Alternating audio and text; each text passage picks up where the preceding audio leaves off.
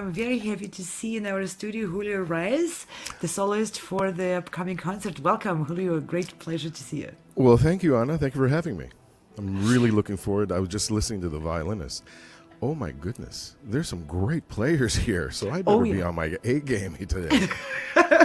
You may need to unpack your instrument and practice a little bit, right? Yeah, really.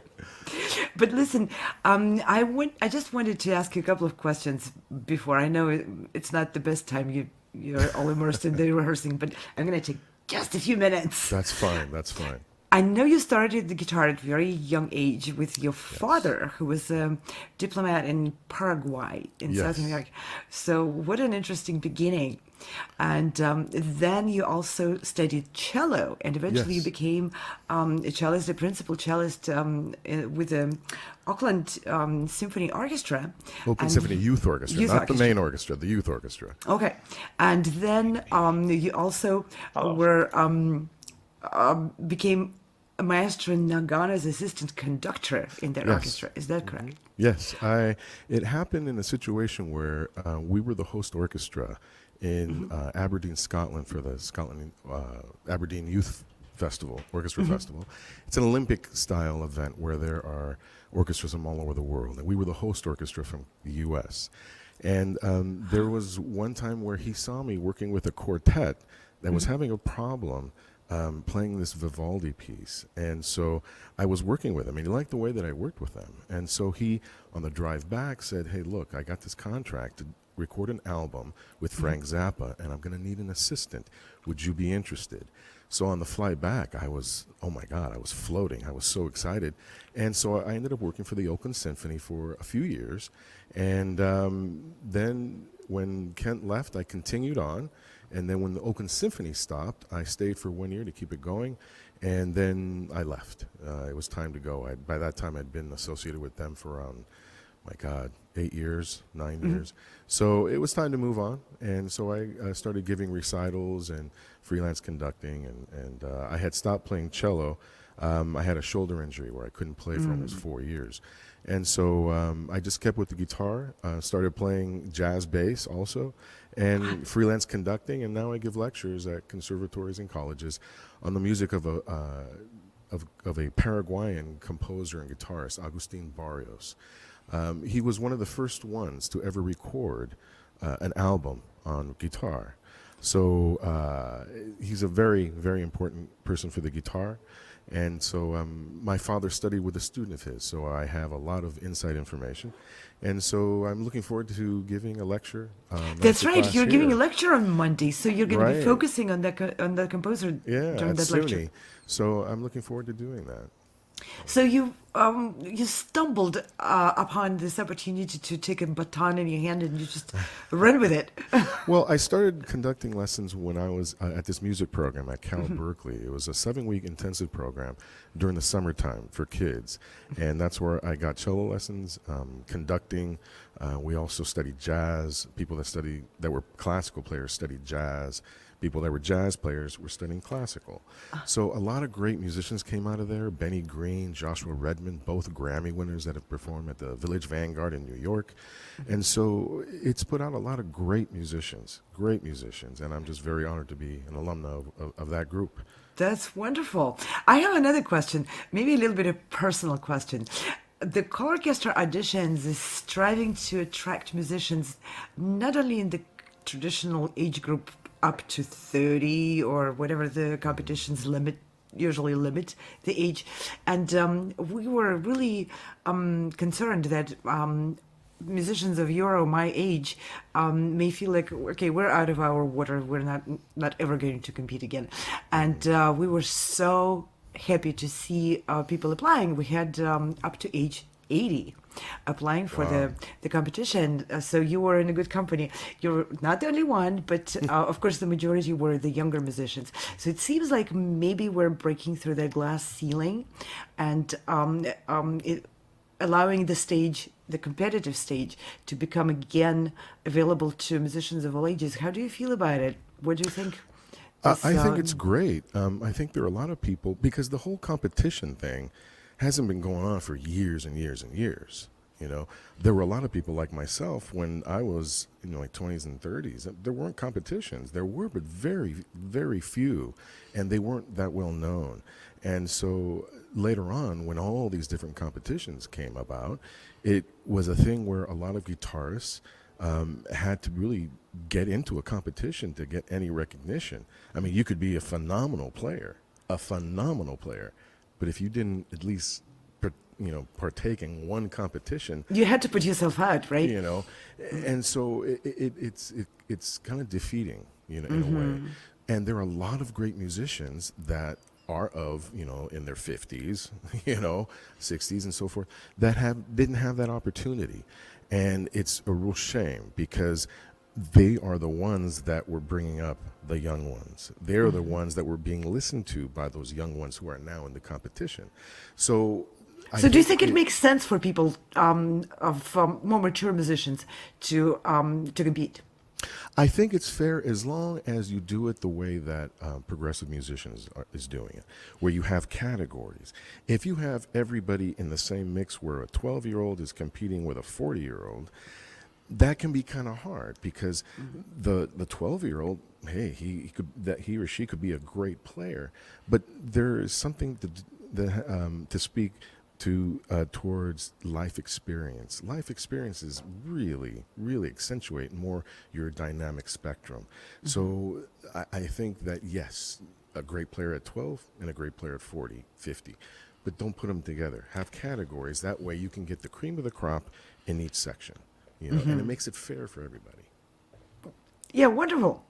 I love your optimistic approach and your problem-solving approach to this, and very much looking forward to your performance. You're Thank you. Wonderful musician. Thank I you. remember your auditions; it was so impressive, and I can't wait to hear you with the orchestra. Yeah, same here. Yeah, that's going to be fabulous.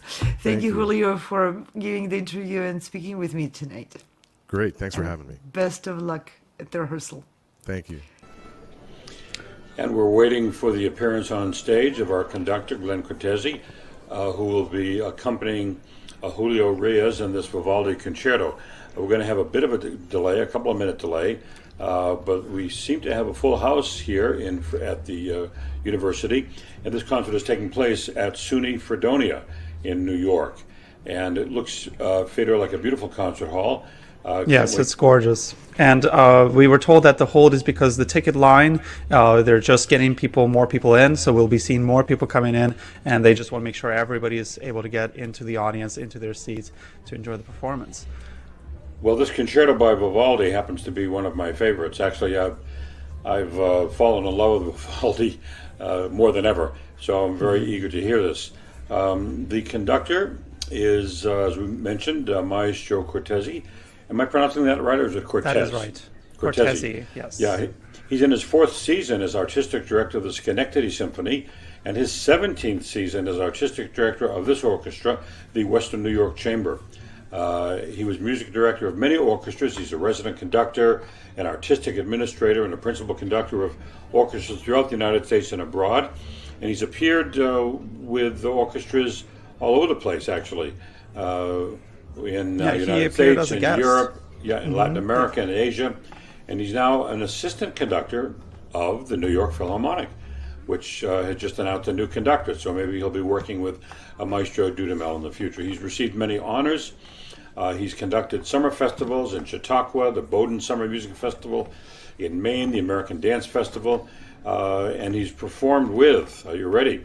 Ransom Wilson, Sharon Isbin, Ruth Laredo, Nathaniel Rosen, Glenn Dictorow, Sylvia McNair, Mignon Dunn, and Don Upshaw. So he is quite something, and our soloist is lucky to have him as his accompanist in this Vivaldi.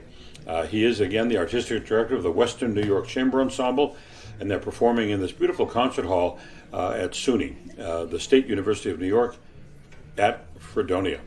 Yeah, and we also have here saying that he's also a strong advocate of new music, and he has conducted over 150 premieres. Really? Has worked in direct collaboration with composers such as Milton, Babbitt, Elliott Carter, John Corigliano, George Klum, and others.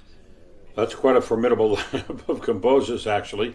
I had the good fortune to know Milton a little bit, Milton Babbitt, and also Elliot Carter. I did a program with Elliot, 2-hour program of his life. And I've never met George Crumb, but who passed away recently, a wonderful.